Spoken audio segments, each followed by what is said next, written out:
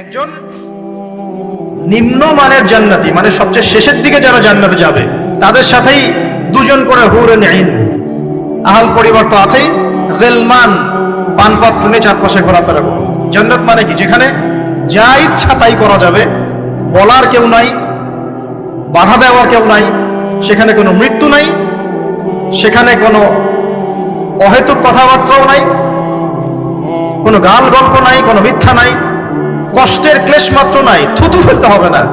জান্নাত মানে থুতু ফেলতে হবে না, জান্নাত মানে হাঁচি হবে না, নাক ঝাড়তে হবে না, জান্নাত মানে ইস্তেঞ্জা পেশাব পায়খানা করার টেনশন নাই। মানুষ খাবার খাবে, একটা ঢেকুর তুলবে, বাস খাবার হজম হয়ে গেছে। আর জান্নাতের সবচেয়ে বড় বিষয়টা কি? আল্লাহ পাককে আমরা এই চোখ দিয়ে দেখতে পারবো ইনশাআল্লাহ। আর তার সমকক্ষ একটা বিষয় হচ্ছে আল্লাহ পাক বলে দিবেন যে আমি তোমাদের সবার উপর সন্তুষ্ট হয়ে গেলাম, যাও কোনোদিন অসন্তুষ্ট হও।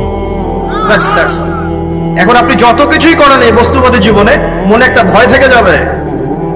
আপনি বিশ্ব নেতা হয়েছেন, বড় শিল্পপতি হয়েছেন, পলিটিশিয়ান হয়েছেন, ইকোনমিস্ট হয়েছেন, মনে একটা ভয় থেকে যাবে যে মরতে আমাকে হবে, আল্লাহ আমাকে ধরবেই, হিসেব আমাকে দেওয়া লাগবেই, কবরে আমাকে একাই যাওয়া লাগবেই, আমাকে কিয়ামতের মাঠে দাঁড়াতে হবে আল্লাহর সামনে। মনে একটা ভয় কাজ করে, যদিও বাইরে মানুষ দেখায় যে কোনো ভয় নাই। মানুষ বাইরে অভিনয় করে, মানুষ সমাজের মানুষের সাথে বাইরে একটা অভিনয় করে। কোন কোন ক্ষেত্রে আমরা নিজেরাই নিজেদের সাথে অভিনয় করি। কথা সাহিত্যিক হুমায়ুন আহমেদের নাম শুনেছিলেন? শুনেছেন? ইন্তেকাল করেছেন। একটা সময় ছিল আমরা স্কুলে পড়তাম, কলেজে পড়তাম, মাঝে মাঝে টুকটাক এ ধরনের কিতাব বইপত্র পড়া হয়েছে। হেমু, মিসির আলী এইসব পড়া হয়েছে। শরৎচন্দ্র, বঙ্কিমচন্দ্র, রবীন্দ্রনাথ, নজরুলের কবিতাগুলো, ইভেন শেক্সপিয়ার, অ্যাডাম স্মিথ সহ, যিনি অর্থনীতির জনক। যাই হোক, তিনি তার বইয়ের মধ্যে লিখেছিলেন যে এই পুরো দুনিয়াটা হচ্ছে অভিনয়ের মঞ্চ। কথা সাহিত্যিক, তিনি বলছেন তার মতো করে এই পুরো দুনিয়াটাই অভিনয়ের মঞ্চ, আর আমরা সবাই নিজ নিজ জায়গায় অন্যের সাথে অভিনয় করছি। কোনো কোনো ক্ষেত্রে আমরা নিজেরা নিজেদের সাথে অভিনয় করছি। তিনি বলছিলেন আমরা সবাই অভিনেতা, আর সবচেয়ে বড় অভিনেতা হচ্ছে পলিটিশিয়ানরা, কারণ তাদেরকে অনেক বড় মঞ্চে অভিনয় করতে হয়। এটা আমার কথা না, হুমায়ুন আহমেদের কথা, পড়ে দেখেন তো। আল্লাহ পাক পাঠিয়েছেন তার ইবাদত করতে, আর এই বস্তুবাদী জগৎ আমাদেরকে ভুলিয়ে দিল কিভাবে? কয়েকটা প্রলোভন দিল। প্রথম প্রলোভন হচ্ছে টাকা, তারপরে জীবনে কি করব প্রতিষ্ঠিত হওয়ার চিন্তা, তারপরে চাই চাই আরো চাই এই একটা আকীদা দর্শন, তারপরে আমার স্ত্রী সন্তান আহার পরিবারে কি হবে, আর আরেকটা দর্শন আছে, এটাকে বলে চারবাক দর্শন। এবং দুঃখের সাথে বলতে হয় আমাদের রবীন্দ্রনাথ ঠাকুর কিন্তু এই দর্শনের মানুষ ছিলেন। চারবাক কিরকম? তার কবিতা পড়লে দেখবেন লিখা আছে, দুহাতে যা পাও হাত পেতে নাও, দুহাতে যা পাও হাত পেতে নাও, বাকির খাতা শূন্য থাক, বাকির খাতা শূন্য থাক। ঠিক চারবাক দর্শন, এটা ফিলোসফি পড়েছেন, এখানে অনেক টিচারও আছেন আমি জানি, তারা এই কথাগুলো বুঝবেন। চারবাক দর্শন কেমন? ঋণ করে ঘি খাও, ঋণ করে ঘি খাও, যতদিন বাঁচবে সুখে বাঁচবে, এটা হলো চারবাক দর্শন। তো দুহাতে যা পাও হাত পেতে নাও, বাকির খাতা শূন্য থাক, মিল আছে না? ঋণ করে হলো ঘি খান, যেভাবে হোক ঘি খান আপনি, মানে ঋণ করে হলো ঘি খান, যতদিন বাঁচবেন সুখে বাঁচবেন। তাহলে এই দর্শনগুলো বস্তুবাদী না? বুঝতে পারছেন কিনা? মেটেরিয়ালিজম, বস্তুবাদিতা, মানে আপনি চোখের সামনে যা দেখছেন এই দুনিয়া, যেভাবে হোক অর্জন করে নেন, বাকির খাতা শূন্য থাক। ইসলামিক কনসেপ্ট এর টোটাল ডিফারেন্ট কনসেপ্ট। ইসলামের ঈমান, আকীদা, ইসলাম, পরকাল, মুহাম্মদ সাল্লাল্লাহু আলাইহি ওয়াসাল্লামের আদর্শ সম্পূর্ণ ডিফারেন্ট। আমরা বলি কি এই দুনিয়াতে আমরা মুসাফির, দুনিয়াতে আমরা কি মুসাফির, কে কতদিন থাকবো কোনো ঠিক নাই। নবীজি বলেছেন, হে আব্দুল্লাহ বিন ওমর, তুমি দুনিয়াতে মুসাফিরের মতো থাকো, সকালবেলা উঠলে সন্ধ্যার অপেক্ষা করো না, সন্ধ্যাবেলা হলে সকালের অপেক্ষা করো। দর্শনের মধ্যে কত পার্থক্য না? আকাশ পাতাল পার্থক্য না? এখন যদি এই বস্তুবাদী দর্শন দিয়ে আপনি চলাফেরা করেন, তাহলে তো আপনার লাইফের অ্যাম্বিশন হবে একটা ফ্ল্যাট, আর ওটা এনি হাও আপনাকে অ্যাচিভ করতে হবে, legal way or illegal way, আপনাকে অ্যাচিভ করতেই হবে, অ্যাচিভ করতেই হবে, যেহেতু আপনার মোটিভটা হচ্ছে মেটেরিয়ালিজম, বস্তুবাদিতা। আর নবী সাল্লাল্লাহু আলাইহি ওয়াসাল্লাম কি বলছেন? সকালে ঘুম থেকে উঠলে সন্ধ্যার অপেক্ষা করো না, সন্ধ্যা বেলায় থাকলে সকালের অপেক্ষা করো না।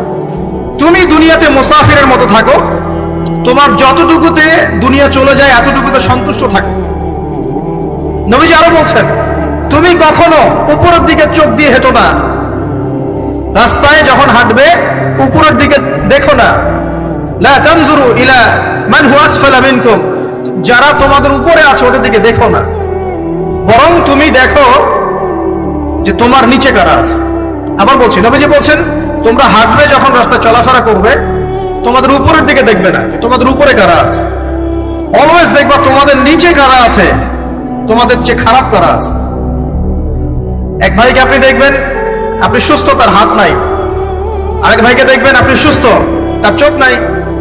এক ভাইয়ের পা প্যারালাইজড হয়ে গেছে, এক ভাইয়ের বডি প্যারালাইজড, একজন হার্টের রোগী, একজন ডায়াবেটিসের রোগী। আপনি সুস্থ আছেন, অথচ ওই ব্যক্তির অনেক টাকা পয়সা আছে, আপনার নাই। এখানে কে ধনী বলেন দেখি, আপনি না সে? আপনার সুস্থতা আছে। আরেক ভাইয়ের অনেক বড় বড় ফ্ল্যাটস, কিন্তু আপনার এতটুকু নাই, ছোট্ট একটা বাসা। আপনার কষ্ট লাগে, আমারও যদি এমন হতো। ওই বাসায় গিয়ে দেখলেন যে ইন্টারনালি সে ব্যক্তি সুখে নাই, তার পরিবারে অশান্তি, হৃদ্যতা, ভালোবাসার বন্ধন নাই, আপনার পরিবারে আছে।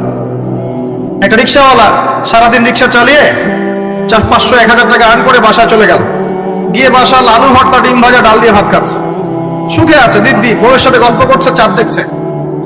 আর সেই তো কবে আপনি ওয়াইফ কিনে চাঁদ দেখেছেন ঠিক নাই, আপনি টাকা অর্জন করার নেশায় বছরের পর বছর স্ত্রী থেকে দূরে আছে, দেখারই সৌভাগ্য হয় না। আসলে সুখ কাকে বলে? সুখটা কি জিনিস? ঢাকাবাসীকে সুখ বোঝানো দরকার। সুখটা কি জিনিস? সুখটা হচ্ছে ইন্টারনাল পিস। যখন আপনি বা আমি নিজেকেও বলছি, যখন আমরা আল্লাহকে পাবো, আল্লাহ পাকের ইবাদতের মধ্য দিয়ে, রাসূলের সুন্নতের মধ্য দিয়ে অল্পে তুষ্ট থাকতে পারবো, যা আছে এতে শুকরিয়া আদায় করবো, আপনার চেয়ে সুখী মানুষ দুনিয়াতে কেউ নাই, কেউ নাই দুনিয়াতে। কিন্তু বস্তুবাদিতা আপনাকে এই আকীদা আদর্শ থেকে সম্পূর্ণ ডিমোটিভেট করে দিবে। আপনাকে খালি চাই আরো চাই, ওই যে দু হাতে যাবো হাত পেতে নাও, বাকির খাতা শূন্য থাকে। আর আমাদের দর্শন দু হাতে যাবো হাত পেতে নাও না, বরং দুনিয়াতে যতটুকু পাও এতটুকুতে সন্তুষ্ট থাকো, বাকির খাতা শূন্য থাক না, বাকির খাতা পূর্ণ হোক। মানে পরকালটা বাকির খাতা না, পরকালের বাকির খাতাটা পূর্ণ হোক। প্রয়োজনে দুনিয়ার সব চলে যায় যাক, প্রয়োজনে দুনিয়ার সব যদি চলেও যায় যাক, তারপরে বাকির খাতা কি হোক? পূর্ণ হোক। এটাই আল্লাহ রাব্বুল আলামিন সূরা আ'লার মধ্যে বলছেন, বাল তুসিরুনাল হায়াতাদ দুনিয়া, তোমরা এই দুনিয়ার জীবনটাকেই প্রাধান্য দিয়ে থাকো। ওয়াল আখিরাতু খায়রুন ওয়া আবকা, কিন্তু আখিরাত হচ্ছে সবচেয়ে উত্তম এবং চিরস্থায়ী। তো প্রিয় ভাই এবং বোনেরা যারা আলোচনা শুনছেন, আজকে আমাদের প্রথম সবক হওয়া উচিত দুনিয়ার নেশায় আমরা না পড়ি। আল্লাহ পাক আমাদেরকে তৌফিক দান। এর মানে এই না আমরা দুনিয়ার প্রোগ্রেসে যাব না, অবশ্যই যাব, আমরা অবশ্যই যাব। পুরো নেশন জাতিগতভাবেই আমাদেরকে এই ওয়ার্ল্ডের সমকক্ষ তো হতে হবে, হবে কি না? আমরা কি ওয়ার্ল্ডের সমকক্ষ হতে পেরেছি? আপনাদের কি মনে হয় মিলস, ইন্ডাস্ট্রিজ, ফ্যাক্টরিজ, সেতু, ফ্লাইওভার এইগুলো করলেই মনে হয় যে ওয়ার্ল্ডের সমকক্ষ হওয়া যায়? প্রত্যেক জনগণ ভিতর থেকে সুখী কিনা, তাদের অন্ন, বস্ত্র, চিকিৎসা, শিক্ষা, বাসস্থান, এই যে মৌলিক চাহিদা, বেকারত্ব ঘোচানো, 3 বেলা খেয়ে পরে বাঁচা, জীবনের অধিকার, সিকিউরিটি, এই জিনিসগুলো আমাদের নিশ্চিত হচ্ছে কিনা, এটা হচ্ছে আপনার উন্নতির মানদণ্ড। উন্নতির মানদণ্ড কি? আমরা এখন যেখানে আছি না, 1776 সালে অ্যাডাম স্মিথ তার চেয়ে আগের জায়গায় ছিল। 1776 সালে অ্যাডাম স্মিথ একটা বই লিখেছেন, তার নাম হচ্ছে যে দি ওয়েলথ অফ নেশন, এই কিভাবে একটা রাষ্ট্রের ওয়েলথ ফাংশন করে। ওই 1776 সালে তিনি যে চিন্তাগুলো করেছেন, এখন পর্যন্ত আমরা সেই চিন্তা বাস্তবায়ন করতে পারি নাই। 1776 সালের চিন্তা, কিন্তু ওই চিন্তা বাস্তবায়ন করেছে পশ্চিমারা। পশ্চিমা সভ্যতা যেটা আপনি দেখছেন দাঁড়িয়ে আছে, এই একটা বইয়ের উপর দাঁড়িয়ে আছে। যেমন একটা এক্সাম্পল দিই, আলোচনাটা কঠিন হয়ে যাবে, অন্যদিকে যাব।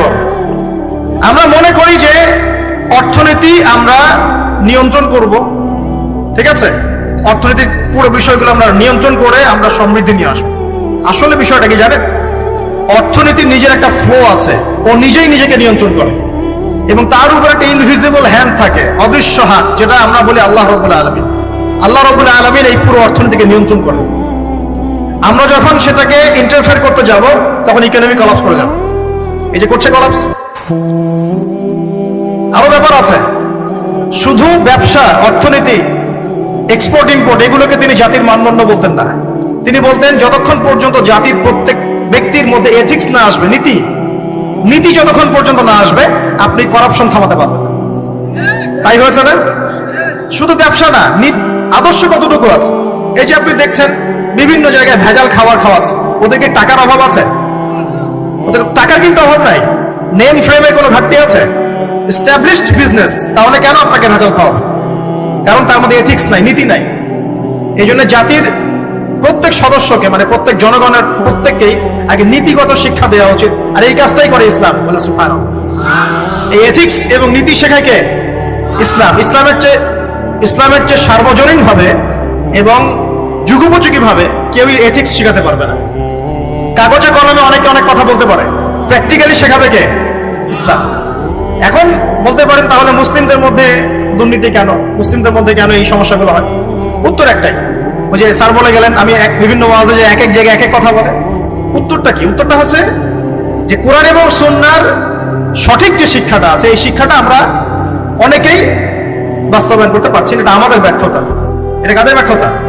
এটা আমাদের ব্যর্থতা। এখানে আমাদের ব্যক্তির স্বার্থ থাকতে পারে, এখানে আমার জ্ঞানের স্বল্পতা থাকতে পারে, আমার ভিতরে অহংকার থাকতে পারে, বা আমি অল্প শিক্ষিত হতে পারি, এবং এমন হতে পারে আমার জ্ঞানটা যুগোপযোগী না। ইসলামিক জ্ঞান আমার মধ্যে আছে, কিন্তু কিভাবে এই জ্ঞান দিয়ে ওয়ার্ল্ডকে ডিল করবো এই জ্ঞানটা আমার মধ্যে নাই। এই কারণে আমরা হয়তোবা ইসলাম কোরআন সুন্নাহ হাতে থাকার পরেও এই সমস্যাগুলো ফেস করছি। প্রথম সমস্যা হচ্ছে বস্তুবাদিতা। আল্লাহ পাক আমাদের সবাইকে, যারা আলোচনা শুনছে, দুনিয়ার প্রেমিক হওয়া থেকে বাঁচাক বলি আমি। দুনিয়ার প্রেমিক না, প্রেমিক হবো কার? আল্লাহর আখিরাতে। কতটুকু দাম আছে দুনিয়ার? আল্লাহ পাক বলছেন একটা মাছির পাখার সমানও না। একটা মাছির পাখার কি দাম আছে আপনার কাছে?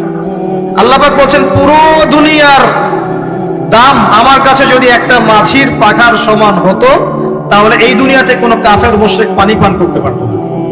তার মানে এই দুনিয়াতে যা করো করো, আমার তো কোনো দামই নাই দুনিয়ার। কালকেই তো আমি দুনিয়া ধ্বংস করবো। আর ওই যে দুই জাতির কথা বললাম, জিন এবং মানব জাতি, আপনারা সূরা আর রহমান পড়বেন। রহমান নামটা অনেক ব্যাপক, দয়াময়ের নাম, তার মানে আল্লাহ পাক মার্সিফুল, মোস্ট মার্সিফুল। কিন্তু এই সূরা আর রহমানেই একটা ভয়ঙ্কর আয়াত আছে, কি? সানাফরুগু লাকুম আইয়ুহাস সাকালান। হে মানুষ এবং জিন, হে মানুষ এবং জিন, শীঘ্রই আমি তোমাদের দুইটা জাতিকে ডিল করার জন্য ফারেক হচ্ছি, অপেক্ষা করতে থাকি। মানে আল্লাহ পাক কুল্লু ইয়াউমিন হুয়া ফি শাআন, মানে আল্লাহ পাক কি করেন? সব সময় তার কাজে ব্যস্ত আছে। মহাবিশ্বের তো গ্রহ, নক্ষত্র, গ্যালাক্সির অভাব নাই, মাখলুকের কোনো অভাব নাই। আল্লাহ পাক প্রত্যেকটা মুহূর্তেই তার কাজে ব্যস্ত আছে, তার কাজে শানে ব্যস্ত আছে। কিন্তু এই ব্যস্ততা থেকে ফারেক হবেন কাদের জন্য? মানুষ আর জিনের জন্য। সুবহানাল্লাহ। মানুষ আর জিনের জন্য আল্লাহ পাক বলেন সানাফরুগু লাকুম আইয়ুহাস সাকালান। দাঁড়াও, দুনিয়ার মধ্যে এইসব করে বেড়াচ্ছ, তোমাদের দুই জাতির জন্য আমি অচিরে ফারেক হব ইনশাআল্লাহ। ওইটাই হলো কিয়ামতের দিন। যদি ওই দিনটা আমরা মাথায় রেখে চলি, ইনশাআল্লাহ আমরা কেউ বস্তুবাদী হব না ইনশাআল্লাহ। আল্লাহ পাক আমাদের সবাইকে দুনিয়া মুসাফিরের মতো থাকার তৌফিক দান করুন। আমরা উন্নতি করব, অবশ্যই অগ্রগতি করব, আমরা সবকিছুই করব, কিন্তু দুনিয়ার পূজায় ডুবে যাব না। এটা একটা বড় চ্যালেঞ্জ। মানে মধ্যমপন্থী থাকতে হবে, না একদম গোলালু মার্কা আর না চরমপন্থী, মাঝামাঝি থাকার চেষ্টা করতে হবে। আল্লাহ তৌফিক দান করুন। ঢাকাবাসীর জন্য এর চেয়ে বড় কোনো নসিহত হতে পারে না। ঢাকা থেকে, ঢাকার মতো যত মানে সিটিজ, মেগা সিটিজ আছে সারা ওয়ার্ল্ডে, তাদের জন্য এটাই প্রথম নসিহত, বস্তুবাদিতা ত্যাগ করতে হবে। বস্তুবাদী। আল্লাহ পাক আমাদের সবাইকে বাকির খাতা পূর্ণ করার তৌফিক দান করুন। এখন একটা লক্ষ্য পেলাম, কি জন্য দুনিয়া এসেছি? আল্লাহর ইবাদত করার জন্য। এখন অনেকে ভুল বুঝে প্রশ্ন করতে পারে, তাদের জ্ঞানের স্বল্পতা। আমি ওদেরকে দোষারোপ করবো না, কারণ আমাদের শিক্ষার সমস্যা আছে। আমরা তো সবার মাঝে ইসলামিক সার্বজনীন শিক্ষা দিতে পারছি না। এই কারণে অনেকে প্রশ্ন করতে পারে, তাহলে কি সারা জীবন আল্লাহ বিল্লাহি করতে হবে? আমি কি সারা জীবন তাসবিহ, তাহলিল, জিকির, আজকার, নামাজি পড়ে বেড়াবো তাহলে? এটা হলো তার ভুল বুঝ। এই আয়াত সম্পর্কে ভুল ব্যাখ্যা। সঠিক ব্যাখ্যাটা কি? সঠিক ব্যাখ্যা হচ্ছে সূরা হাশরের 7 নম্বর আয়াত। কত নম্বর? সূরা হাশর 7 নম্বর আয়াত। আল্লাহ পাক বলছেন ওয়ামা আতাকুমুর রাসূলু ফাখুযুহু, রাসূলুল্লাহ সাল্লাল্লাহু আলাইহি ওয়াসাল্লাম তোমাদেরকে যা যা দিয়েছেন সব নিয়ে নাও। ওয়ামা নাহাকুম আনহু ফান্তাহু, রাসূল যা থেকে বিরত থাকতে বলেছেন সমস্ত বিষয় থেকে দূরে থাকবে।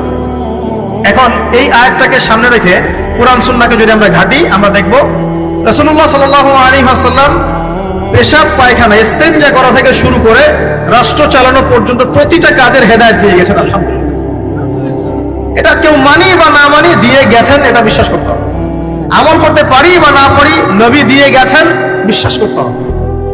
দলিল চাচ্ছেন, আপনি সহিহ বুখারী খোলেন, মুসলিম খোলেন, তিরমিজি, নাসাই, আবু দাউদ এগুলো খোলেন, দেখবেন আপনি ইস্তেঞ্জা করবেন কিভাবে, বসবেন কিভাবে, ঢোকার সময় কোন পা দিয়ে ঢুকবেন, বের হওয়ার সময় কোন পা দিয়ে বের হবেন, ইস্তেঞ্জা করার সময় কথা বলতে পারবেন কিনা, কতটুকু বলতে পারবেন, গোসল কেমন করে করবেন, ওযু কিভাবে করবেন, আপনি আগে কি পা থেকে শুরু করবেন নাকি হাত থেকে শুরু করবেন, কিভাবে নামাজ পড়বেন, আগে গিয়ে গিয়ে সাজদা করবেন নাকি ইকামত হবে, আযান হবে, আল্লাহু আকবার তাকবীর দিবেন, কিভাবে নামাজ শেষে বের হয়ে আপনি ব্যবসায় চলে যাবেন, কিভাবে আপনি ব্যবসা করবেন, কিভাবে চাকরি বাকরি করবেন, সমাজের মানুষের সাথে মেলামেশা করবেন, মানুষকে দিনের দাওয়াত দিবেন, ইভেন কিভাবে আপনাকে যদি আল্লাহ ক্ষমতা দেন আপনি কিভাবে সোসাইটি মেনটেন করবেন, সমাজ এবং রাষ্ট্র মেনটেন করবেন, প্রতিটা হেদায়েত খুঁটিনাটি কোরআন এবং সুন্নাহ দিয়েছে আমাদেরকে। এই বিশ্বাস আগে রাখতে হবে। এই বিশ্বাস না রাখলে কেউ মুসলিম হতে পারবে না। I am very sorry to say, এই বিশ্বাস না করলে কেউ মুসলিম হতে পারবে না। আগে বিশ্বাস, তারপরে কাজ করতে পারেন কিনা সেটা পরের ইস্যু। এবং আমি বলে দিচ্ছি, এই যুগে আপনি 100% পারবেন না, সিম্পল। এই যুগে আপনি 100% পারবেন না, এটা স্বাভাবিক। কারণ এই পুরো বিশ্বটা তো ইসলামাইজড না। পুরো বিশ্ব কি ইসলামাইজড? বরং পুরো বিশ্বটা কুফরের উপর আছে। কিসের উপর আছে? পুরো ওয়ার্ল্ডটাই কুফরের উপর আছে, পুরো ওয়ার্ল্ডটাই। একটা এক্সাম্পল দিয়ে প্রমাণ করতে পারি, একটা এক্সাম্পল খালি। আল্লাহ পাক বলছে সূরা মুলক, রাতের বেলা পড়তে হয় না সূরা মুলক? রাতের বেলা সূরা মুলক পড়তে হয়, যে পড়বে তার কবরের আযাব হবে না ইনশাআল্লাহ। কবরের আযাব থেকে আল্লাহ পাক তাকে বাঁচাবেন ইনশাআল্লাহ। সূরা মুলক তেলাওয়াত করতে হবে রাতের বেলা। এই সূরার প্রথম আয়াতে আল্লাহ বলেছেন তাবারাকাল্লাযী, বরকতময় সেই আল্লাহ, বিয়াদিহিল মুলক, যার হাতে পুরো মহাবিশ্বের ক্ষমতা। কার ক্ষমতা? তাবারাকাল্লাযী বিয়াদিহিল মুলক, বরকতময় সেই আল্লাহ যার হাতে পুরো মহাবিশ্বের ক্ষমতা, সার্বভৌমত্ব। ক্ষমতার বাংলা কি বলতে পারি আমরা? এটাকে ইংরেজিতে আপনারা কি বলেন? আপনারা বলেন সভারেন্টি। কি বলেন? সভারেন্টি বিলংস টু আল্লাহ। এখানে সভারেন্টি বিলংস টু কে? আল্লাহ। কিন্তু এই পুরো বিশ্বের সার্বভৌমত্বের মালিক কি এখন আল্লাহ বাকি আছে? মানুষ নিজের হাতে নিয়ে নিয়েছে। কথা বুঝতে পারছেন না? পুরো বিশ্বে আল্লাহর সার্বভৌমত্ব চলে এখন, মানুষের সার্বভৌমত্ব চলে এখন। তো পুরো ওয়ার্ল্ডটাই কুফরের উপর আছে না? বিশ্বটাই কুফরের উপর। এখন বাদ দেন, এই ওয়ার্ল্ডে আপনি 100% ইসলাম ডিল করতে পারবেন না, সিম্পল। কিন্তু আগে বিশ্বাস করেন যে একদম টয়লেট থেকে শুরু করে আসমান পর্যন্ত সবকিছুই হেদায়েত কোথায় আছে, কোরআন শুনে আছে কি নাই? এখন মানতে পারি না, সেটা আলাদা ইস্যু। কেউ বিশ্বাস করেছে, মানতে পারে না, আল্লাহ তাকে মাফ করে দেবে ইনশাআল্লাহ। বিশ্বাস করেছি, মানতে পারিনি, আল্লাহ মানে বিশ্বাস করেছি, আমল করতে পারি নাই, হে আল্লাহ আমল করতে গিয়েছি, প্রতিবন্ধকতা পেয়েছি, সমাজ এমন ছিল না, বিশ্ব এমন ছিল না, আমি পারি নাই, আল্লাহ মাফ করে দাও। ইনশাআল্লাহ আল্লাহ মাফ করে দেবে ইনশাআল্লাহ। কারণ আল্লাহ পাক বলেছেন, কারো আমল নামায় যদি শিরকের পাপ না থাকে, যে কোনো গুনাহ আল্লাহ যাকে ইচ্ছা মাফ করে দেবে। আমল নামায় এখানে শিরকের পাপ রাখা যাবে না, যে কোনো গুনাহ আল্লাহ যাকে ইচ্ছা মাফ করতে পারেন। বুঝাচ্ছি, মনে করেন একজন জেনা করেছেন, আল্লাহ মাফ করুন। ওই জেনাকার ব্যক্তি যদি বিনা তওবাতেও মারা যায়, তওবা করে নাই, বিনা তওবাতেও মারা যায়, কাল কিয়ামতের মাঠে আল্লাহ পাক তাকেও মাফ করতে পারেন। আল্লাহু আকবার। কিন্তু একজন ব্যক্তি শিরক করেছে, তওবা না করে মারা গেছে, আল্লাহ তাকে মাফ করবেন। এখন শিরকের পাপ ছাড়া যে কোনো পাপ আল্লাহ মাফ করবেন ইনশাআল্লাহ। সো আগে আকীদা পোষণ করি যে হ্যাঁ, কোরআন সুন্নাহয় সবকিছুর সমাধান আছে আল্লাহ। এখন আমি আমল করতে গিয়ে হয়তো পাচ্ছি না, এখন আমার বিশ্বাস চলমান বিশ্বের সাথে সাংঘর্ষিক হচ্ছে, এবং এই বিশ্বাসকে দমিয়ে দেওয়ার জন্য কি করা হচ্ছে? এই বস্তুবাদিতার মতো আদর্শগুলো আপনার সামনে তোলা হচ্ছে। এখানে উত্তরটা কি? এখানে উত্তরটা হচ্ছে, দেখুন, ইবাদত মানে শুধুমাত্র নামাজ, রোজা, হজ, যাকাত নয়। ইবাদত মানে শুধুমাত্র নামাজ, রোজা, হজ, যাকাত নয়, বরং আমার জীবনের প্রতিটা সেক্টরই ইবাদত বলে কাউন্ট হবে যদি আমি সেই কাজটাকে নবীর সুন্নাত অনুযায়ী করতে পারি। আমার কথা কি বুঝতে পারছেন? এই হলো ব্যাখ্যা, ওয়া মা খালাকতুল জিন্না ওয়াল ইনসা ইল্লা লিয়াবুদুন। আমি জিন আর মানুষকে শুধু আমার ইবাদত করার জন্যই সৃষ্টি করেছে। আপনার ইস্তেঞ্জা করাটা ইবাদত। সুবহানাল্লাহ। আমার ইস্তেঞ্জা করা কার প্রয়োজন? আমার না ইসলামের, না আল্লাহ পাকের? নাউজুবিল্লাহ। ইস্তেঞ্জা কার জন্য করি? আমার প্রয়োজন। আমাকে এখন ইস্তেঞ্জা করতে হবে, কষ্ট দিচ্ছে আমাকে। খাবার খাবেন, কার জন্য খাচ্ছেন? আমার জন্য নয় কি? আমার জন্য। আপনি ব্যবসা করছেন, কার জন্য? আমার জন্য, আমার স্ত্রী সন্তান, আমার পরিবারের জন্য। আপনি সমাজ চালাচ্ছেন কার জন্য? আপনার জনগণের জন্য। এখানে স্বার্থ কার? মানুষের না আল্লাহ? আমার স্বার্থ, আমার স্বার্থে আমি এই সব কাজগুলো করব, নবীর সুন্নাহ অনুযায়ী করব, তাহলে দুনিয়াবি কাজগুলোতেও আল্লাহ পাক নেকি দিয়ে দিবেন ইনশাআল্লাহ। কেমন দুনিয়াবি কাজ? স্ত্রী সহবাস করা, স্ত্রীর সাথে ভালোবাসা প্রণয় বিনিময় করা। আপনি স্ত্রীর দিকে তাকিয়েছেন, নেকি হয়েছে। স্ত্রীর হাতটা ধরেছেন, নেকি হয়েছে। স্ত্রীকে আদর করেছেন, নেকি হয়েছে। তার মুখের মধ্যে ভাত তুলে দিয়েছেন, নেকি হয়েছে। আপনার ছেলেকে আদর করে কোলে নিয়েছেন, নেকি হয়েছে। মা ছেলেকে দুধ পান করাচ্ছে, নেকি হচ্ছে। আপনি ভাইকে 5টা টাকা দিয়ে সহযোগিতা করলেন, নেকি হচ্ছে। একজন এসে বসতে পারছে না, জায়গা ছেড়ে দিলেন, নেকি হচ্ছে। ইভেন রাস্তায় হাঁটছেন, এক মুসলিম ভাইয়ের সাথে সাক্ষাৎ হলো, সালাম দিলেন, মুচকি হাসি দিলেন, নেকি হয়ে গেল। তাহলে আমরা কিভাবে বলতে পারি যে ইসলাম কি শুধু নামাজ, রোজা, হজ জায়গাতেই স্বীকৃতি দেয়, এগুলো করতেই দুনিয়াতে আসছি, নাকি সব কাজই ইবাদত? আমার আলোচনা কি কঠিন হয়ে আছে? আমাদের জীবনের প্রতিটা কাজই ইবাদত, যদি সেটা রাসূল সাল্লাল্লাহু আলাইহি ওয়াসাল্লামের সুন্নাহ মতো করা হয়। 3টা জিনিস খেয়াল রাখতে হবে। কয়টা জিনিস ভাই? এক, সেই ইবাদত হতে হবে আল্লাহর সন্তুষ্টির জন্য। এই যে আমি স্ত্রীর মুখে ভাত তুলে দিচ্ছি, তার কাছ থেকে কিছু পাওয়ার আশায় নয়, আমি দিচ্ছি আল্লাহর সন্তুষ্টির জন্য। আমি যে একজন মুসলিম ভাইকে হাসি মুখে সাক্ষাৎ করলাম, ও আমাকে ভালো বলবে, পরে আমাকে হেল্প করবে, এমন এই জন্য নয়, আল্লাহ পাক সন্তুষ্ট হবেন তাই। আমি নামাজে দাঁড়িয়েছি, লোকে আমাকে ভালো বলবে এই জন্য দাঁড়াই নাই। দাঁড়িয়েছি কেন? যাতে আল্লাহ আমাকে কাল কিয়ামতের মাঠে বাঁচাবে। আমি দাড়ি ছেড়ে দিয়েছি কেন? মানুষ আমাকে হুজুর বলবে তাই, এই জন্য নয়। বরং আল্লাহ রাসূলের সুন্নাহ জীবিত করেছি, ইনশাআল্লাহ আমি 50 জন শহীদ সাহাবীর নেকি পাবো ইনশাআল্লাহ। কেন আমি টাকনুর নিচে কাপড় পরছি না? কারণ কি মানুষ আমাকে বলবে নতুন ফ্যাশন? না, আমি এই কারণে পড়ছি যাতে রাসূল সাল্লাল্লাহু আলাইহি ওয়াসাল্লাম কাল কিয়ামতের মাঠে এই সুন্নাহর উপর আমল করার জন্য আমার পক্ষে সুপারিশ করে। আমার ইবাদত, আমার পর্দা, আমার পরিবার, আমার ব্যবসা, আমার অর্থনীতি, আমার পলিটিক্স সবকিছু আল্লাহর জন্য করব, এই একটা হলো মূলনীতি ইবাদত কবুল হওয়ার। 1, 2, সেই আমলটা হতে হবে রাসূলের সুন্নাহ মোতাবেক, অন্য কোনো পদ্ধতিতে নয়। মনে করেন আমি একজন খুব বড় বুজুর্গ হয়ে গেছি, নাউজুবিল্লাহ। আমরা এত বড় বুজুর্গ হয়ে যাই নাই যে টাইটেলগুলো আপনারা দেন, এগুলোর কোনো প্রয়োজনও নাই। এখন একজন বড় বুজুর্গ এসে যদি আপনাকে কোনো ইবাদতের পদ্ধতি শিখিয়ে দেয়, এই পদ্ধতিতে ইবাদত করো, অনেক ভালো হবে, কিন্তু ওই পদ্ধতির সাথে রাসূলের এবং সাহাবীদের পদ্ধতির কোনো মিল নাই। মুখরোচক মনে হলো, দেখতে সুন্দর মনে হলো, এবং অনেক মানুষ তা করছে, এরকম দলিল থাকলেও সেই কাজটা করা যাবে না। কারণ কি? কারণ সেই কাজটা রাসূল সাল্লাল্লাহু আলাইহি ওয়াসাল্লামের সুন্নাহ মাফিক হয়নি। আল্লাহ রাসূল করেন নাই, সাহাবীরা করেন নাই, বাস আমি করব। ইমামরাও করেন নাই, পরবর্তী জেনারেশনের কেউই করেন নাই। এখন যত ভালো টাটকা মজা লাগুক, দেখতে সুন্দর লাগুক, বহু মানুষ করছে, এইসব দলিলে ইসলাম টিকবে না। আল্লাহ পাক বোঝার তৌফিক দান করুন। 1 নম্বর শর্ত, আল্লাহর সন্তুষ্টির জন্য হতে হবে। 2 নম্বর, রাসূলের পদ্ধতিতে হতে হবে। 3 নম্বর, খুব ডিফিকাল্ট, 3 নম্বরটা বেশি ডিফিকাল্ট। প্রথম 2টা পার হয়ে গেলেও 3 নম্বরে গিয়ে আমরা আটকে যাচ্ছি আর কি। বলবো? রাগটা করবেন না তো। 3 নম্বর হচ্ছে রিজিক হালাল হতে হবে। রিজিক হালাল হতে হবে। পশ্চিমের আদলে গড়া এই পুরো বিশ্বের বেশিরভাগ মানুষের রিজিক এখন হারাম। কেন হারাম? কারণ কোনো না কোনো ভাবে আমরা সুদের সাথে সম্পৃক্ত হয়ে যাচ্ছি, কোনো না কোনো ভাবে। আর নবীজি অনেক আগেই বলেছিলেন, 1400 বছর আগে, যে একটা জামানা তোমাদের সামনে আসবে, যে মানুষ সুদ খেতে চাইবে না, তার গায়েও সুদের ছিটাফাটা গিয়ে লাগবে। লাগছে কিনা? এখন আপনি খেতে চাইবেন না, আপনাকে মেসেজ পাঠিয়ে দেওয়া হবে আপনার অ্যাকাউন্টে এত টাকায় যোগ হয়েছে। কি করবেন এখন? টাকাটা আপনি সুদের টাকা। সুদের টাকা মানে কি? 1 দিরহাম যে ব্যক্তি সুদ খেয়েছে, সে যেন 36টা মেয়ের সাথে জিনার পাপ করেছে। সহিহ বুখারী হাদিস, একদম অকাট্য, সহিহ, সনদ সহিহ, এমন না জয়ীফ জাল, এমন নয়, এক দিরহাম যে ব্যক্তি সুদ খেয়েছে সে যেন 36 বার জিনা করলো, নবী সাল্লাল্লাহু আলাইহি ওয়াসাল্লাম বলেছেন। আর এই হাদিস তো আপনারা জানেন যে সুদের পাপের 73টা শাখা আছে। নিচের শাখা হচ্ছে মায়ের সাথে জিনা করা, মাকে বিয়ে করা, আর উপরের শাখা হচ্ছে আল্লাহ এবং তার রাসূলের সাথে যুদ্ধ করা।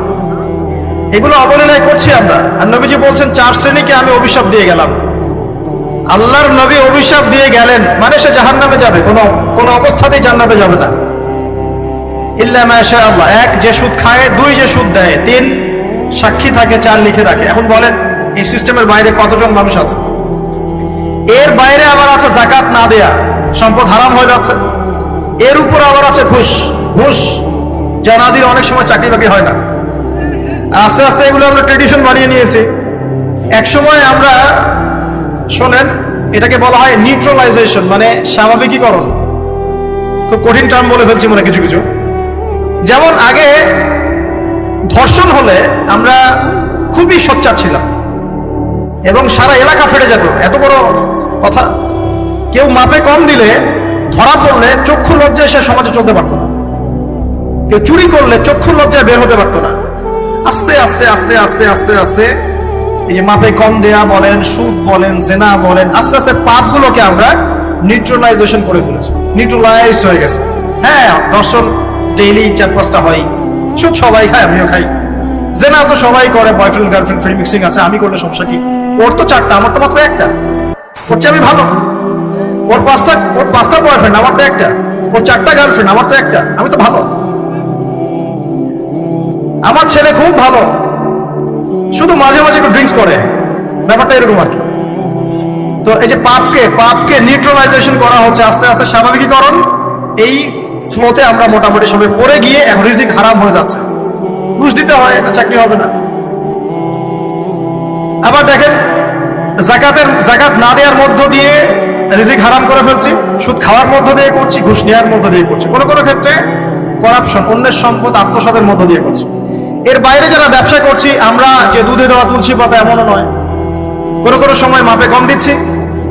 এই যে টাটকা জিনিস বলে ভেজাল খাওয়াচ্ছি, 3 দিনের বাসি তেল দিয়ে ইফতার রান্না করে খাওয়াই দিবে, বলবে একদম টাটকা জিনিস।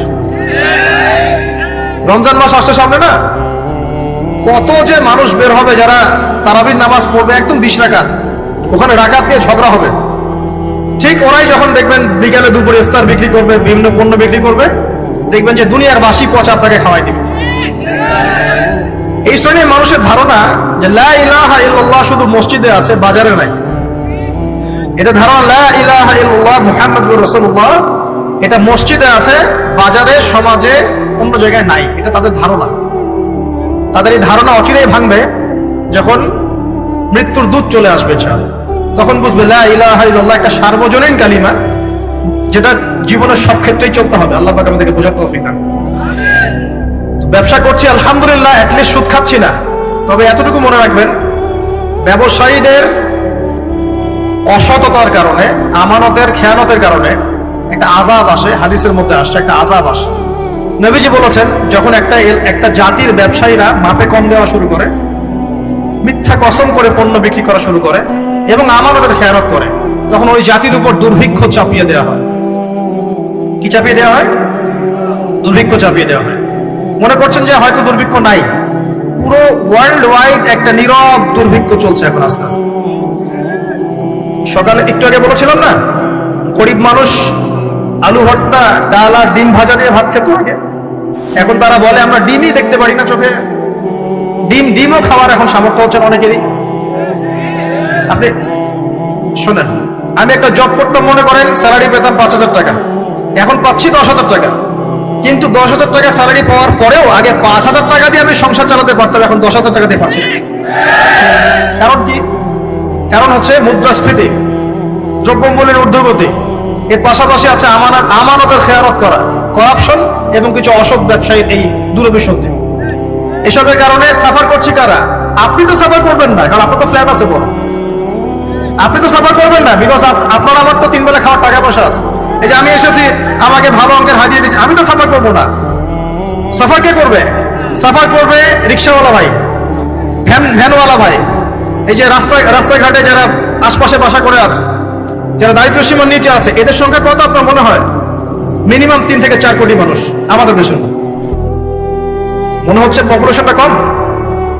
উমর রাদিয়াল্লাহু আনহু বলতেন, আমি ভয় করি যদি আমার অধীনে একটা মেষপালক, মানে যে মেষ চড়ায়, এই মেষপালক এবং তার মেষ যদি না খেয়ে মারা যায়, আমি ভয় করি আল্লাহ কাল কিয়ামতের মাঠে আমাকে দাঁড় করিয়ে বলবেন, হে ওমর, তোমার তত্ত্বাবধানে এই ব্যক্তি না খেয়ে মরল কেন? এগুলো হিস্ট্রি হয়ে গেছে জাদুঘরে, এগুলো কোথায়? যা মিউজিয়ামে, হিস্ট্রি মিউজিয়ামে। কিন্তু এটাই ইসলাম। এখন সলিউশন কি? একটু এই জায়গায় কথা বলে সামনে যাই, একটু মনোযোগ দেন। সলিউশনটা কি? প্রথম কথা হচ্ছে আমাদের সবাইকে আমানতদার হতে হবে ভাই, প্লিজ। যে যার জায়গা থেকে আমানতের পরিচয় দিয়ে আল্লাহ পাক তৌফিক দান করুন। 2 নাম্বার, অল্পে তুষ্ট থাকার চেষ্টা করতে হবে, অল্পে তুষ্ট থাকার চেষ্টা করি, আল্লাহ তৌফিক দান করুন। 3 নাম্বার, কোনো প্রকার সম্পদ অপচয় করা যাবে, কোনো প্রকার সম্পদ না, ব্যক্তিগত না, সোশ্যাল না, আমরা জনগণ, রাষ্ট্রীয় সম্পদ, কোনোভাবেই সম্পদ অপচয় করা যাবে। আমরা প্রচুর অপচয় করি, প্রচুর। আমরা জনগণরাই করি। আমরা কি দুধে দেওয়া তুলসী পাতা মনে করছেন নাকি? জনগণ দুধে দেওয়া তুলসী পাতা মনে করছেন? কে বলেছে মাপে কম দিতে? ওকে সরকার ফোর্স করেছে? ও দিল কেন? কে পাপে এখানে? কার দোষ বলেন? আমরা অলওয়েজ আঙ্গুল উপরের দিকে, সবার আগে আঙ্গুল হবে এই দিকে, নিচের দিকে। আমরা অলওয়েজ মানুষের ফেস দেখার চেষ্টা করি, আগে ফেস দেখবো, হয় নাই নিজের ফেস, তারপরে মানুষের ফেস। আমরা মাপে কম দিই, আমরাই তো সুদ খাচ্ছি, আমরাই ঘুষ নিচ্ছি, আমরা দুর্নীতি করছি, আমরা মানুষের সম্পদ অন্যায়ভাবে হস্তক্ষেপ করছি, আমরা রাষ্ট্রের সম্পদ অপচয় করছি। আমরা সিগন্যাল দিয়েছে, আপনি মানলেন না, তো সিগন্যাল দিয়েছে মানলেন না, এখানে তো আপনি খেয়ারত করলেন।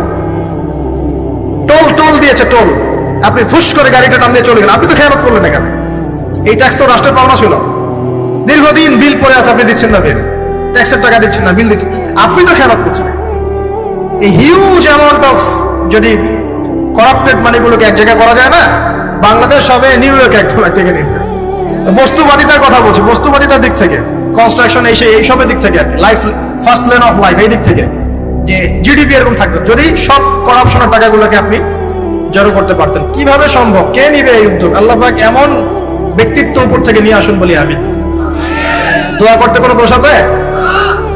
XYZ whoever he is, এটা বড় কথা না, বড় কথা হচ্ছে কার হাতে ইনসাফ প্রতিষ্ঠা হয়। আল্লাহ পাক তৌফিক দান, আল্লাহ পাক আমাদের সবাইকে তৌফিক দান, সবাইকে সবার জায়গা থেকে সৎ হওয়ার তৌফিক দান। আল্লাহ পাক সবার আগে আমাকে সৎ হওয়ার তৌফিক দান এবং আপনাদের সবাইকে সৎ হওয়ার তৌফিক দান।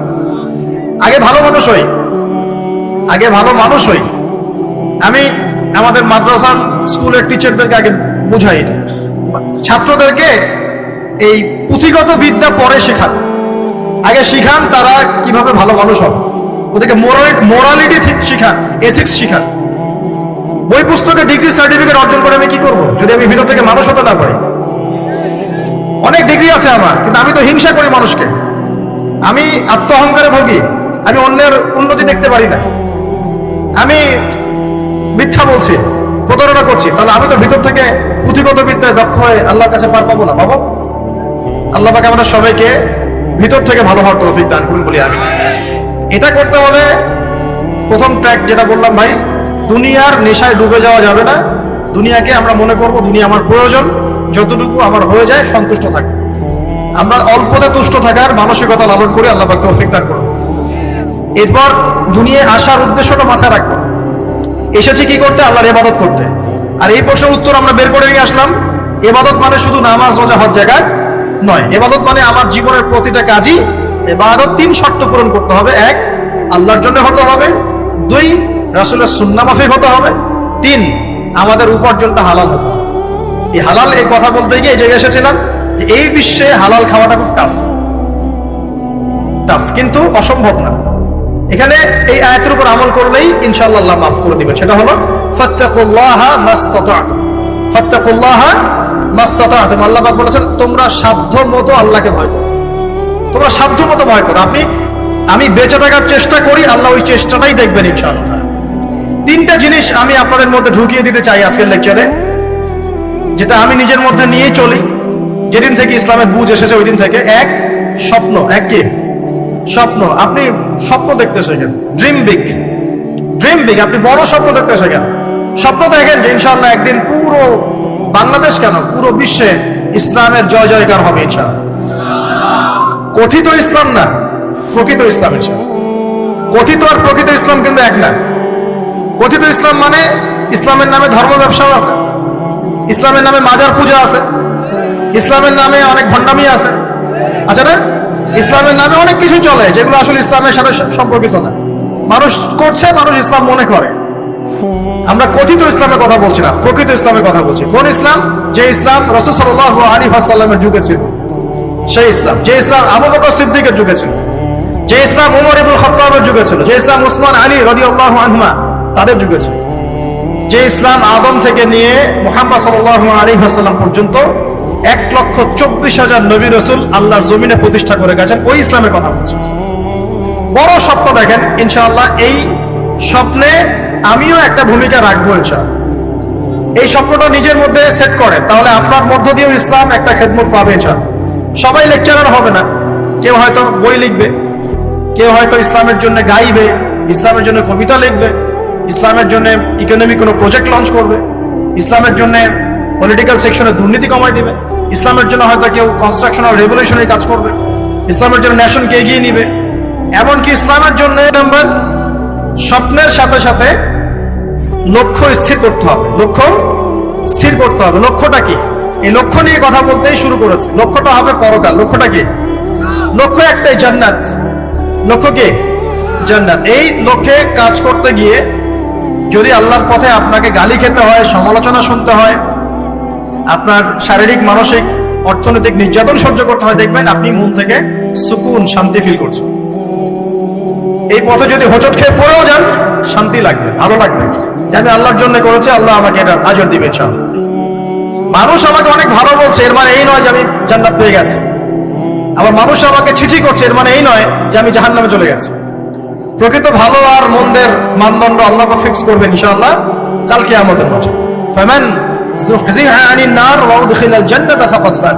ওই দিন আল্লাহ পাক যাদেরকে জাহান্নামের আগুন থেকে বাঁচাবেন, জান্নাতে ঢোকাবেন, একমাত্র তারাই সফল, আর কেউ সফল নয়। আমি বলি এই আয়াত হচ্ছে, দিস আয়াত is the definition of success. এই আয়াত হচ্ছে সাফল্যের সংজ্ঞা। এই যে সাফল্য সাফল্য বলি আমরা, বাবা তোমাকে সফল হতে হবে, মা তোমাকে সফল হতে হবে, হ্যাঁ, what is the definition of success? আপনারা কি মনে করেন সাফল্যের সংজ্ঞা কি? দিস আয়াত, এই আয়াত সূরা আলে ইমরান ভার্স নাম্বার 185, 185 নম্বর আয়াত সূরা আলে ইমরান। এই আয়াতটা হচ্ছে দ্য ডেফিনেশন অফ সাকসেস, সাফল্যের সংজ্ঞা। ফামান যুহজিহা আনিন নার ওয়া উদখিলাল জান্নাতা ফাকাদ ফাজ। যাকে জাহান্নামের আগুন থেকে কাল কিয়ামতের মাঠে বাঁচানো হবে এবং জান্নাতে ঢুকিয়ে দেওয়া হবে, বাস সে ব্যক্তি সফল, আর কেউ সফল। এই বিশ্বে বহু বড় বড় মানুষ চলে গেছে, ফেরাউন এবং নমরুদ, আবু জেহেল, আবু লাহাব, উতবা, শায়বা, মঙ্গলরা চলে গেছে, আলেকজান্ডার দ্য গ্রেট এর আমল ছিল, হ্যাঁ, কত বড় বড় হিস্ট্রি চলছে। রোমকরা ছিল, গ্রিকরা ছিল, পার্সিয়ানরা ছিল, ছিল না? সভ্যতা পড়েছেন তো এগুলো, হিস্ট্রিগুলো। চাইনিজদের সভ্যতা ছিল, রাশিয়ান কন্টিনেন্ট ছিল, কত বড় বড় সভ্যতা পৃথিবী থেকে চলে গেছে। এগুলো তো আমরা জানি। আর যেগুলো কোরআন বলেছে, নূহের জাতি, আদ, সামুদ, মাদিয়ান, কওমে লূত, কত জাতি পৃথিবী থেকে চলে গেছে। আমরা তো শেষের দিকে আছি। মানে আমাদের আর কিয়ামতের মাঝখানে ডিস্টেন্স হচ্ছে আসর থেকে মাগরিব পর্যন্ত সময়। এই উম্মত এবং কিয়ামতের মাঝখানে ডিস্টেন্স হচ্ছে আসরের নামাজ থেকে মাগরিব পর্যন্ত সময়। নবীজি বলছেন এরকম, এই আঙ্গুল থেকে এই আঙ্গুল যেমন দূরত্ব, আমার আর কিয়ামতের মাঝখানে এতটুকু দূরত্ব। হিস্ট্রি তো শেষ, আমরা শেষের দিকে আছি। শেষের দিকে আসবে দাজ্জাল, ইয়াজুজ মাজুজ, ঈসা ইবনে মারইয়াম, ইমামুল মাহদি। আস্তে আস্তে ইসলামী খেলাফা স্টোর হবে, মানুষ আবার খারাপ হবে, ওদের সামনে কিয়ামত হবে। That's all. পশ্চিম দিক থেকে সূর্য উঠবে, এগুলো বাকি আছে। আর ভূমিকম্প, কিছু ভূমিকম্পের বছর, বড় বড় কিছু প্রাকৃতিক বিপর্যয় বাকি আছে। এখন হিস্ট্রি ঘেটে দেখেন, এরা তো চলে গেছে হিস্ট্রি থেকে। এই ব্যক্তিত্বরা কেউই সফল হবে না যদি কাল কিয়ামতের মাঠে জাহান্নাম থেকে বাঁচতে না পারে। বলেন এই বিশ্বের সবচেয়ে বড় নেতার নাম কি? আপনার কি মত বলেন দেখি। না, আমি ওই সেন্সে বলছি না। এখনকার বিশ্বের সবচেয়ে বড় পরাশক্তির নেতাকে বলেন। বাইডেন। এক্স্যাক্টলি।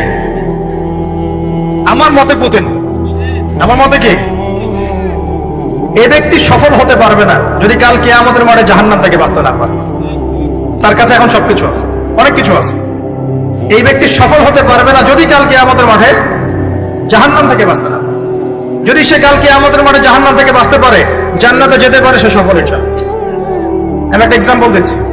রাসূল সাল্লাল্লাহু আলাইহি ওয়াসাল্লাম বলেছেন, সবচেয়ে সুখী মানুষটাকে, পৃথিবীর সবচেয়ে সুখী মানুষটাকে কাল কিয়ামতের মাঠে আল্লাহ পাক এক মুহূর্ত সময়ের জন্য জাহান্নামে ঢুকায়। কতটুকু সময়? এক মুহূর্ত। আল্লাহ পাক জানেন কতটুকু সময়। এরপর তাকে বের করে বলবেন, দুনিয়াতে সুখে ছিলা? সে বলবে, আল্লাহ সুখ কি জিনিস আমি জানি না, সুখ কাকে বলে আমি জানি না, সুখ কি আমি সেটা জানি না। আল্লাহ সুখ কাকে বলে আমি সেটা জানি না। আর এই পৃথিবীর সবচাইতে নির্যাতিত, নিপীড়িত এবং দুঃখ ক্লেশে ভরা মানুষটাকে আল্লাহ পাক এই এক মুহূর্তের জন্য জান্নাতে ঢুকিয়ে দিয়ে বের করে নিয়ে আসবে। বলবেন যে দুনিয়াতে দুঃখে ছিল, কষ্টে ছিল? এই ব্যক্তি বলবে, আল্লাহ কষ্ট কি জিনিস আমি জানি না, কষ্ট কাকে বলে আমি কষ্টের সংজ্ঞাই জানি না। এই ব্যক্তির তাকদীরে কি হবে পরে? এই ব্যক্তি জান্নাতের আরাফ নামক জায়গায় দাঁড়িয়ে থাকবে, চেহারাটা ঘুরিয়ে দেওয়া হবে জাহান্নামীদের দিকে। সে বলবে যে আল্লাহ চেহারাটা খালি আমাকে জান্নাতের দিকে ঘুরায় দাও, আমি জান্নাতে যেতে চাচ্ছি না, খালি চেহারাটা ঘুরায় দাও, বাস এনাফ। আল্লাহ বলবেন আর কিছু চাবো না? তো না, আর কিছু চাবো না। ঠিক আছে, চেহারা ঘুরাই দিও। এবার চেহারা জান্নাতের দিকে ঘুরে আসে, জান্নাতের ঘ্রাণ, জান্নাতের নেয়ামতের স্নিগ্ধতা সব পাচ্ছে সে। এবার বলছে আল্লাহ শুধু দরজার কাছে নিয়ে যেয়ে রেখে দাও, ঢুকতে চাবো না। আল্লাহ বলবেন যে এইবার কথা দিয়ে কথা রাখবা? ঠিক আছে, জান্নাতের দরজার সামনে গিয়ে রেখে দাও। ও বেচারা দরজা ধরে দাঁড়ায় আছে, চিন্তা করবে, ও ভাববে, ওই সময় সে ভাববে, হাদিসে এত স্পেসিফিকলি আসছে, সে ভাববে আর কিভাবে আল্লাহকে বলবো, আল্লাহ তো এতদূর পর্যন্ত নিয়ে আসলেন। এরপর বলবে যে জাস্ট একটু উকি দিব, আল্লাহ খালি একটু উকি দিতে, ঢোকানোর দরকার নেই, খালি উকি দিব। আল্লাহ পাক বলবেন, দেখো আদম সন্তান, তোমরা কিন্তু কথা খুব কম রাখো। আদম সন্তান, তোমরা কথা দিয়ে কথা রাখতে পারো। ওই যে আদম আলাইহিস সালামকে বলা হয়েছিল না, ওয়ালা তাকরাবা হাযিহি শাজারা, তোমরা গাছের কাছে যেও না, তাও তারা গাছের কাছে চলে গেলেন। তোমরা কথা দিয়ে কথা রাখো না। এবার উকি দিয়ে সে বলবে, আল্লাহ এতদূর যখন নিয়ে আসছো, আল্লাহ আমাকে আর এখান থেকে দূরে ঠেলে দিও না, আমাকে ঢুকাই দাও আল্লাহ জান্নাতে। আল্লাহ পাক তাকে জান্নাতে ঢুকাই দিবেন এবং এই দুনিয়ার চাইতে 10 গুণ বড় জান্নাত তাকে দিবেন ইনশাআল্লাহ। তাহলে আমরা বুঝতে পারলাম যে দুনিয়ার বাস্তবতা কি আর আসল প্রকৃত সাফল্য কাকে বলে। আরেকটা কথা বলি, এক ব্যক্তিকে জাহান্নামের শাস্তি দেওয়া হবে বছরের পর বছর, অনেক বছর, অনেক বছর। কত বছর আল্লাহ ভালো জানেন, কারণ জাহান্নামের উপর থেকে ছেড়ে দেওয়ার পরে জাহান্নামের তলায় গিয়ে পৌঁছাতেই মানে কত হাজার হাজার বছর পার হয়ে যাবে মানুষ জানে না। এত গভীর জাহান্নাম, এত গভীর। আমরা তো এখন নাসাকে ইলাহ বানিয়ে নিয়েছি, নাসা যা বলে তাই বিশ্বাস করি। ও বলে মঙ্গলে পানি আছে, আমরা বলি হ্যাঁ পানি আছে। ও বলে চাঁদে এই আছে, আমরা বলি হ্যাঁ সেই আছে। নাসা যদি এখন বলে জাহান্নাম নামে একটা জায়গা আছে, কালকে দেখবেন সব মানুষ বিশ্বাস করছে না জাহান্নাম নামে একটা জায়গা আছে। এটা হলো যে সায়েন্সকে আমরা এখন উপাস্য বানাচ্ছি, এটা একটা শিরক, আধুনিক শিরক।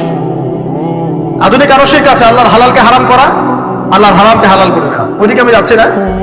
এখন পড়তে পড়তে পড়তে একটা জায়গা তাকে দাঁড় করিয়ে দেওয়া হবে, আযাব দেওয়া হবে, আযাব দেওয়া হবে, আযাব দেওয়া হবে। এক পর্যায়ে সে চিৎকার করতে থাকবে, ইয়া মান্নান ইয়া হান্নান, ইয়া মান্নান ইয়া হান্নান। এভাবে চিৎকার করতে করতে, এগুলো আল্লাহ পাকের নাম। এগুলো কি আল্লাহ পাকের নাম। আল্লাহ পাক বলবেন, দেখো জাহান্নামের অতল গভীরে কোন আমার বান্দা আমাকে ডাকছে, কি হাজত তার, নিয়ে আসো। ওকে জিজ্ঞাসা করা হবে কি প্রয়োজন। সে শাস্তির অভিযোগ করবে, শাস্তির অভিযোগ করে তাকে বলবে যে আমার এই শাস্তি আমি সহ্য করতে পারছি না, আল্লাহ আমাকে এইটা দাও সেটা দাও, আমাকে, আমি যেখানে থাকি সে থাকার জায়গাটা ভালো না, আমি যেখানে বসি বসার জায়গা ভালো না। এরকম অনেক কথা বলতে থাকবে। আল্লাহ পাক তখন তার গুনাহগুলোকে স্মরণ করাবেন, মানে তার এই অবস্থা কেন হলো এটা স্মরণ করা। এবার সে ব্যক্তি পিছনে ফিরে, তাকে আবার পাঠিয়ে দেওয়া হবে, যাও পিছনে ফিরে যাও। তো যেতে যেতে সে তাকাবে পিছনে ফিরে, বারবার তাকাবে আর বলবে, আল্লাহ তোমার রহমতে আমাকে একবার সেখান থেকে তুমি বের করে নিয়ে আসছো, আল্লাহ দ্বিতীয়বার আমাকে সেখানে পাঠাও। আমি তোমার রহমতের আশা রাখি যে তুমি আমাকে মাফ করে দিবা। আল্লাহ পাক বলবেন, আমার রহমতের ওসিলায় সে আমার কাছে চেয়েছে, যাও আমি তাকে মাফ করে দিলাম। এই জাহান্নাম থেকে বের করেও আল্লাহ পাক অনেক মানুষকে কি করবেন? জান্নাতে দিবেন ইনশাআল্লাহ। একজন ব্যক্তির কথা আসছে 99টা খুন করেছে, তওবা করার সুযোগ আছে কিনা খুঁজতে গিয়েছে। এক আবেদ যে ইবাদত করে, আলেম না আবেদ, সে বলেছে কোনো মাফ নাই, ওকেও হত্যা করে 100 পূর্ণ করেছে।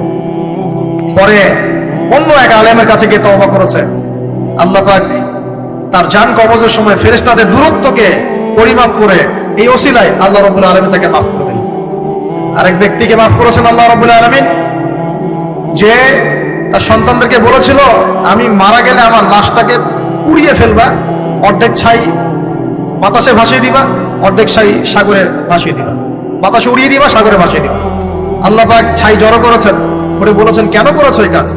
সে বলবে মিন খাশিয়াতিকা ইয়া রাব্বি, হে আল্লাহ তোমার ভয়ে কাজ করেছিলাম, আর তুমি খুব ভালো করে জানো হে আল্লাহ আমি তোমার ভয় করেছি, অন্য কোনো কারণে করেছি। আল্লাহ পাক তাকে বলবেন যাও আমি তোমাকে মাফ করে দিলাম।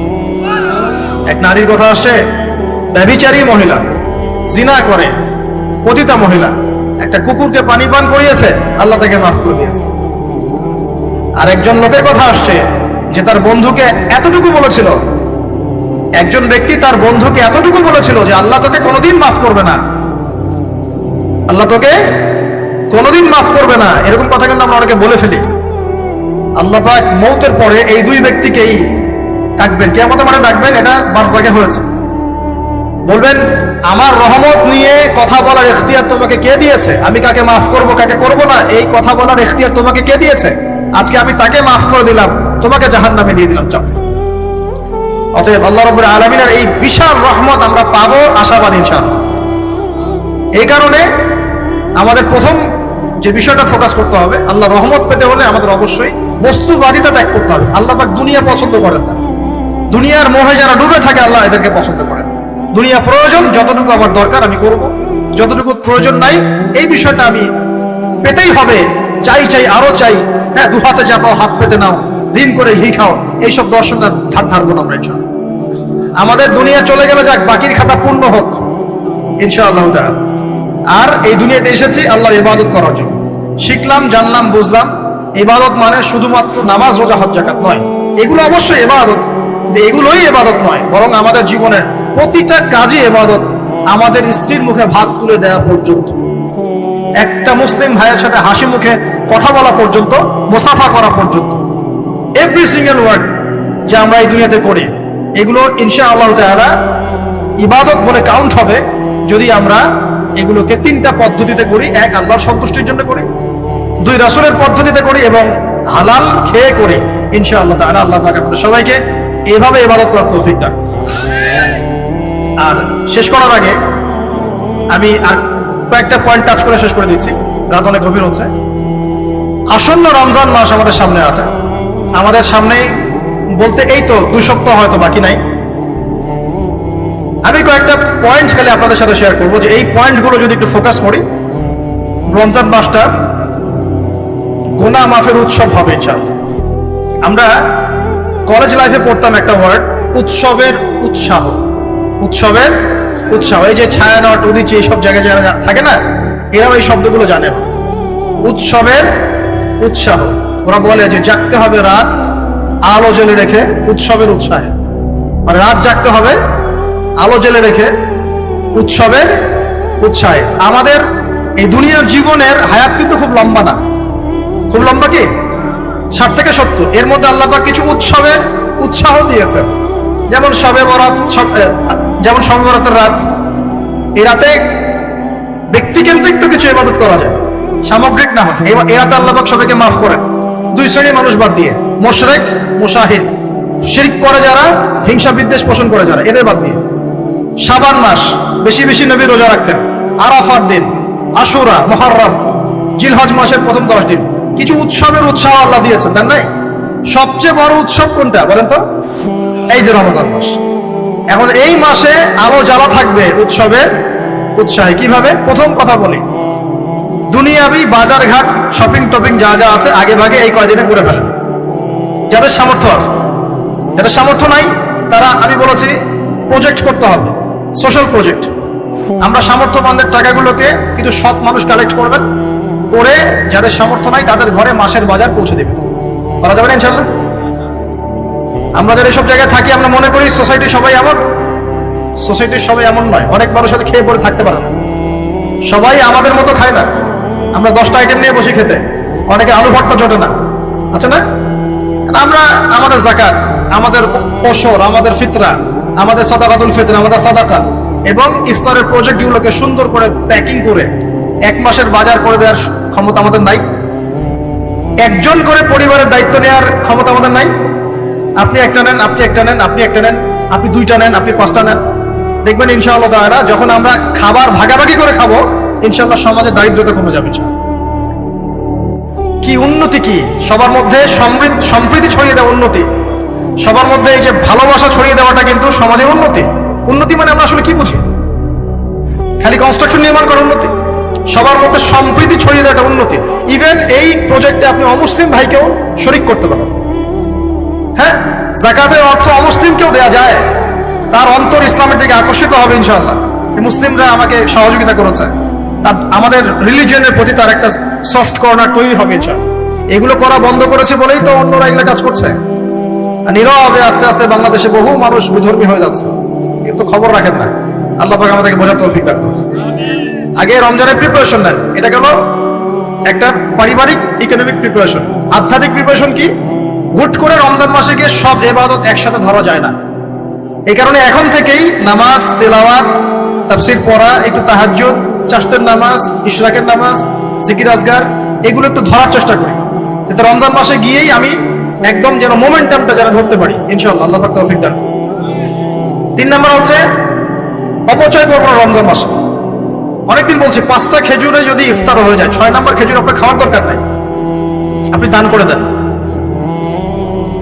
2টো জামা দিয়ে ঈদ হয়ে যাচ্ছে, 4টা জামা কেনার দরকার নাই, বাকি 2টো দান করে দেন।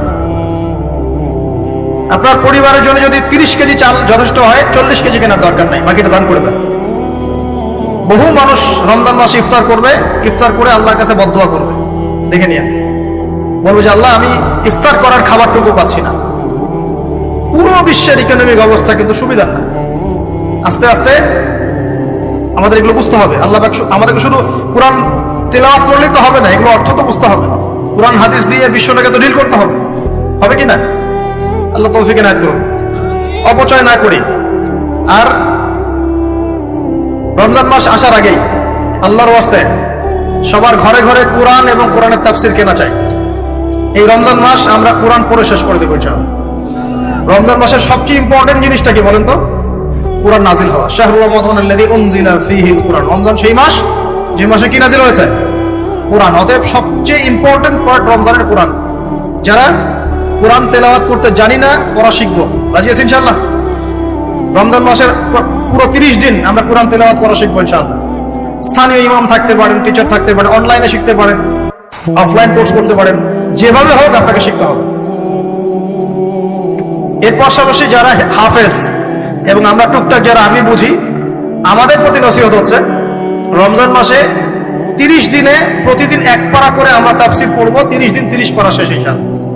পারা যাবে ইনশাআল্লাহ? রমজান মাসে আর কি কাজ করব? তারাবি সালাত জামাতে পড়ার চেষ্টা করব। আর যে তারাবি জামাতে পড়বে সে 5 ওয়াক্ত নামাজ তো অবশ্যই জামাতে পড়তে হবে। জামাত যদি কোনো কারণে মিস হয়ে যায়, নামাজ বাদ। একাকী হলেও নামাজ পড়তে হবে। হ্যাঁ, যদি দেখেন জামাতে তারাবি পড়তে পারছেন না, ফ্যামিলিকে নিয়ে প্রয়োজনে তারাবি পড়েন। ফ্যামিলি মেম্বারদেরকে নিয়ে আপনি তারাবি পড়েন। আপনি পুরো কোরআনের হাফেজ না, 1 পারা জানেন, 1 পারা দিয়ে পড়েন। আপনি 20টা সূরা জানেন, একটা সূরা বারবার রিপিট করে করে পড়েন। নামাজটাকে ধীরস্থির ভাবে লম্বা করেন, রাসূলুল্লাহ সাল্লাল্লাহু আলাইহি ওয়াসাল্লামের মতো তিনি লম্বা করে ধীরস্থির ভাবে রমজান মাসে কিয়াম করতেন। আল্লাহ আমাদের তৌফিক দান করুন। আর যাকাত যাদের ফরজ হয়েছে রমজান মাসে অবশ্যই যাকাতগুলো দিয়ে দিব ইনশাআল্লাহ। যাকাত নিয়ে ডিফারেন্ট লেকচার আসবে ইনশাআল্লাহ, অনলি যাকাতের উপরে। যাকাত নাই, ইসলামিক অর্থনীতির ভিত্তি থাকবে না।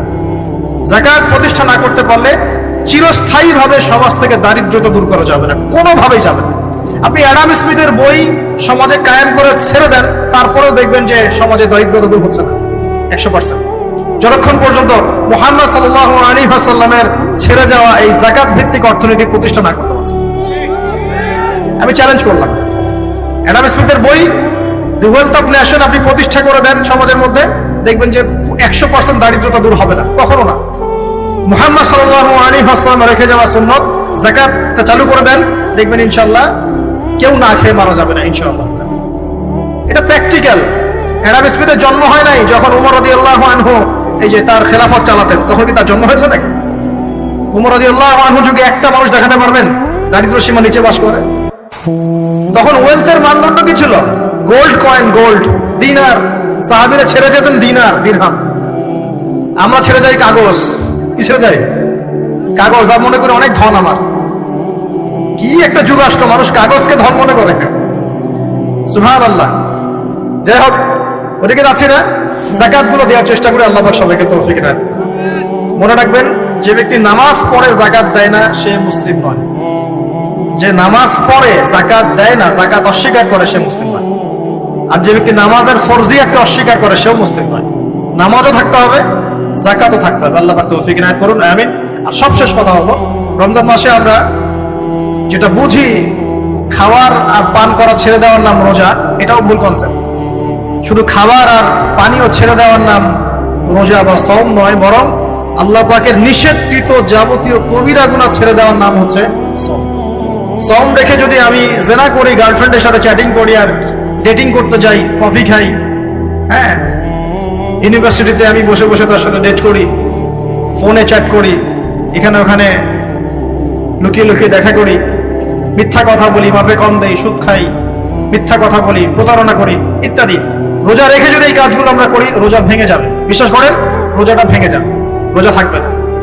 নবীজি বলছেন, এই রোজা রাখুক বা না রাখুক আল্লাহর কিছুই যায় আসে না, আল্লাহ পাক দেখবেনই না এর দিকে। সওম মানে আল্লাহ পাকের সমস্ত নিষেধগুলোকে বর্জন করা। একটা মেয়ে রোজা রেখেছে, বেপরদায় বাইরে চলে গেল, সওম হয়নি, সওম ভেঙে গেছে। রোজা রেখেছি, আমি বসে বসে গীবত করলাম, সওম ভেঙে গেল। রোজা রেখেছি, মিথ্যা কথা বললাম, মাপে কম দিলাম, রোজা ভেঙে গেল। আল্লাহ পাক আমাদের সবাইকে সওম রাখার মতো রাখার তৌফিক ইনায়াত করুন বলে আমি। আর সর্বশেষ কথা, এখানে আসতে পেরে আমি নিজেকে খুবই ধন্য মনে করছি, আলহামদুলিল্লাহ। একটা শিক্ষিত মহল পেয়েছি, তাই অনেকগুলো কথা মন থেকে বলে ফেললাম। এর মধ্যে যদি কোনো ভুল ত্রুটি হয় সেটা আমার পক্ষ থেকে, আর সঠিক বিষয়গুলো আল্লাহ পাকের পক্ষ থেকে। ঢাকাবাসীর জন্য এতটুকু বলবো, বস্তুবাদী হয় না। শহরটা যেন আপনাকে বস্তুবাদী না বানাতে পারে। এখানে আমাদেরকে থাকতে হবে কেন? কারণ যেখানে মক্কা, যেখানে আবু জেহেল, সেখানেই মুহাম্মদ সাল্লাল্লাহু আলাইহি ওয়াসাল্লামের জন্ম হয়। যেখানে ইব্রাহিমের পিতা আজার, সেখানে ইব্রাহিমের জন্ম হয় নাকি? এবং তারা একটা সময় পর্যন্ত চেষ্টা করতে থাকেন সমাজের মানুষকে সঠিক পথে আনার জন্য। যখন পারেন না, তারপর কি করেন? চলে যান। ইব্রাহিম আলাইহিস সালাম চলে গেলেন, আব্বাকে নসিহত করতে করতে ক্লান্ত, আর বোঝে না। রাসূল সাল্লাল্লাহু আলাইহি ওয়াসাল্লাম একদিন মক্কায় 13 বছর কাজ করলেন। 13 বছর দাওয়াতি কাজ করার পর মক্কার মানুষ আর তাকে সহ্য করে না। সাহাবীদেরকে নিয়ে বেচারা তিনি চলে গেলেন কোথায়? তো আমরা এই শহরে থাকবো ঠিকই, এই শহর যেন আমাদেরকে বস্তুবাদী না বানাতে পারে। দুনিয়ায় বেঁচে থাকবো, দুনিয়াকে প্রয়োজন মনে করে, দুনিয়ার পূজায় ডুবে যাব না। যতটুকু প্রয়োজন এতটুকুতে সন্তুষ্ট থাকবো ইনশাআল্লাহ। অবশ্যই দুনিয়ার প্রয়োজন আছে, তবে দুনিয়ার পূজায় ডুবে যাব না, মধ্যমপন্থী থাকার চেষ্টা করবো ইনশাআল্লাহ। আর এই শহরের অন্যতম সমস্যা হচ্ছে সুদ বা রিবা। আল্লাহর রাস্তায় রিবা ত্যাগ করার চেষ্টা করেন, আল্লাহ পাক তৌফিক দেন। এই শহরের অন্যতম সেরা সমস্যা বেপরদামি, অশ্লীলতা, হ্যাঁ, বেহায়াপনা এবং ফ্রি মিক্সিং, ফ্যামিলিস্ট রেভলিউশন। নারী পুরুষের পোশাক পরে, পুরুষ নারীর পোশাক পরে, জেনা। শহরটাকে আমরা জেনা শহর বানাচ্ছি আস্তে আস্তে। মাদকের ছয়লাভ হচ্ছে, জেনার ছয়লাভ হচ্ছে, প্রতারণা, করাপশন, আমানতদারিতার অভাব, অবিশ্বাস, চতুর্দিকে অবিশ্বাস, কেউ কাউকে বিশ্বাস করতে পারে না। আল্লাহ পাকের কিছু বড় বড় গজব আসার যে কারণগুলো আছে, এই প্রতিটা কারণ অলরেডি আমাদের উপর ওয়াজিব হয়ে গেছে। কিভাবে বাঁচতে পারি? প্রথমত আল্লাহ পাকের কাছে খাস তওবা করতে হবে। আল্লাহ পাক আমাদের সবাইকে খাস তওবা করে দিনে ফিরে আসার তৌফিক দান। 2 নম্বর, আল্লাহর কাছে আমরা ওয়াদা করব, আল্লাহ দুনিয়াতে যতদিন বেঁচে আছি তোমার আদেশ, তোমার নবীর আদেশ মেনে চলবো ইনশাআল্লাহ। আমরা জানি 100% পারবো না, যতটুকু পারি চেষ্টা করবো ইনশাআল্লাহ। আর কি করবো? দ্বীনের ইলম অর্জন করার চেষ্টা করবো ইনশাআল্লাহ।